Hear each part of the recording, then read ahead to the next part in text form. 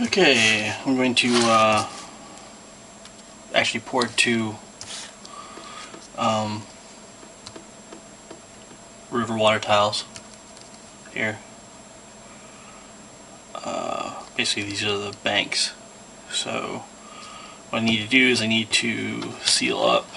Already in a previous video I showed you that I sealed up these edges on the foam core board on both sides, and on the back I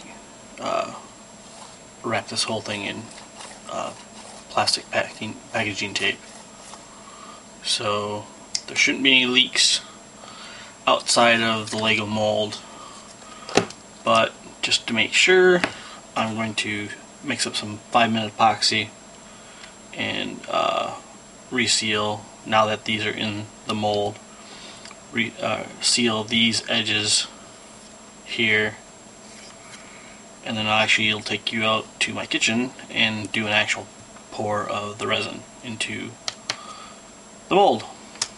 So that'll be next. Seal the edges on both sides. I have my scale, a disposable cup. I'm using the clear light resin.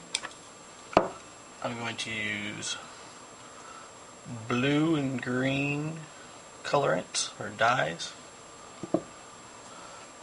It's always good to have extra molds for whatever.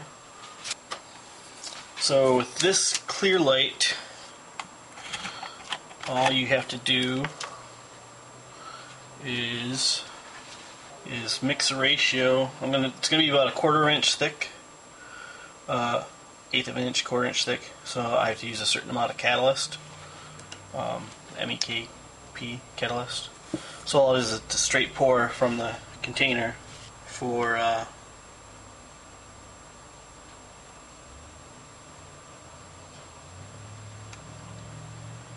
there's no mixing really involved per se. There's 4. Alright, now we're ready.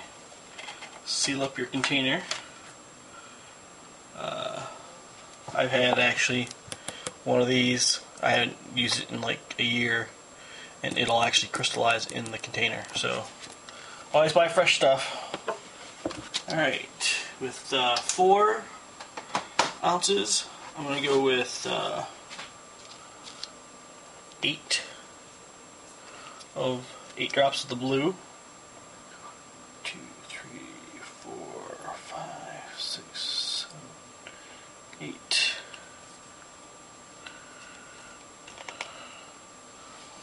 And 4 drops of the green. 3, 4. Should give me a nice teal color. And before I put the catalyst in there, I'm going to start mixing that up, get the color all uniform. Now, one thing to watch out for too is, depending on what kind of plastic cups you get, it might eat through your cup. I know a day after mixing this stuff up in these cups, this plastic, after being catalyzed and everything, it actually will eat through these cups and weaken them, so you can only use them for 1 ounce pour. That's a pretty good tealish color. I like that. So we're going to add the catalyst now. So I have 4 ounces in there. Actually, you know what? I'm going to do 25 drops. So it's going to be 4 ounces. It should be 100 drops. I'll just do it in groups of 25. 25 per ounce. It should give me a nice faster than normal cure time. Make sure you kind of scrape the sides. Doesn't take that long, actually.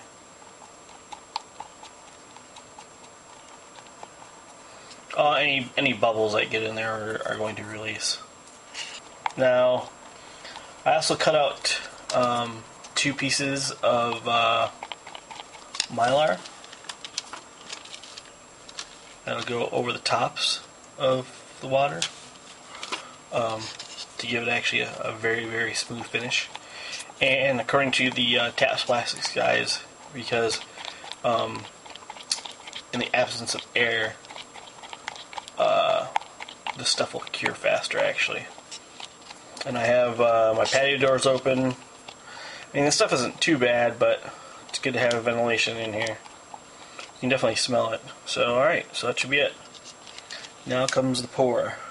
And I'm just going to pour it up to the line, you know, the edge of the foam core board.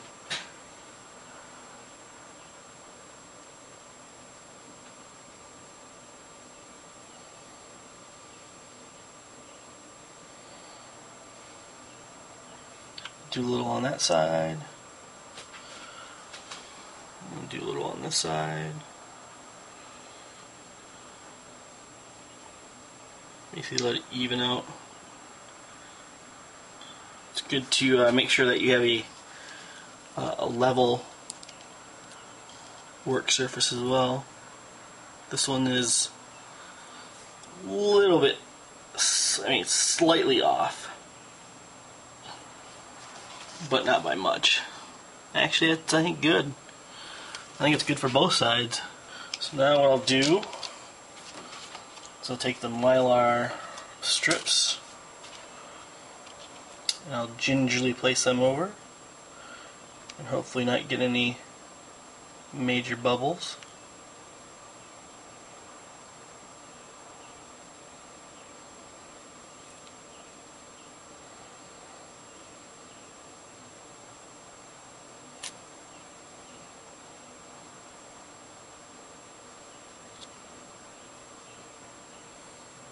I think that actually worked pretty well.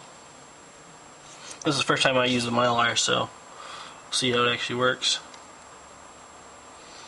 Didn't want it to sink in. It looked like it was kind of sinking in on the one corner.